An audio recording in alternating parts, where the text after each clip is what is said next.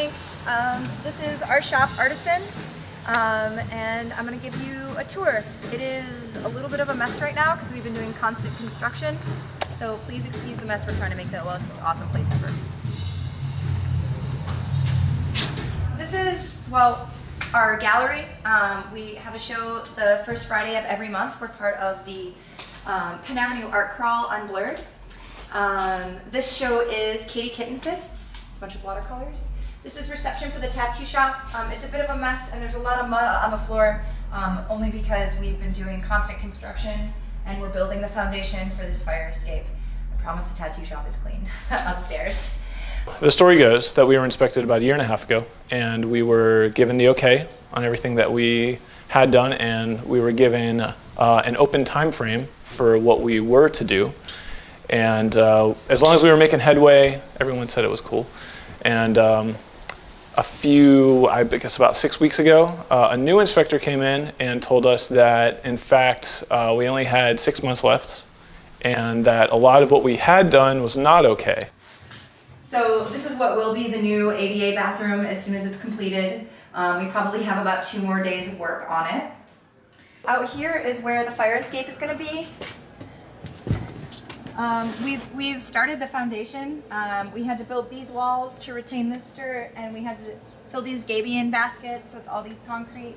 And it'll come out as a deck here, a platform, and then there'll be steps up to each level with covered roofs for all 3 levels of the shop. The fire escape, which is our biggest expense. Or the secondary egress, as it's also or secondary known. Egress, So. which is our biggest expense.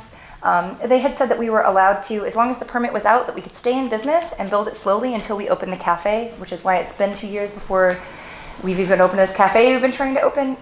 But when this guy came in, he said, oh no. And we had a piercing shop on our 3rd floor at the time that was immediately evacuated. They had to find a new storefront in Lawrenceville. Very sad. The loss of the piercing shop was really, you know, it sucked. This was the piercing shop.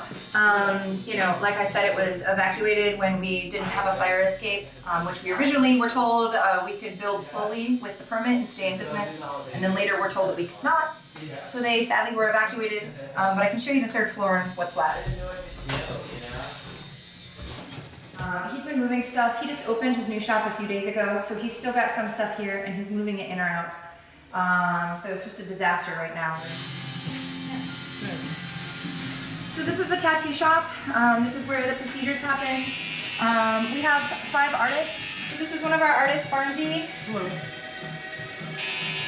The tattoo shop funds building this building.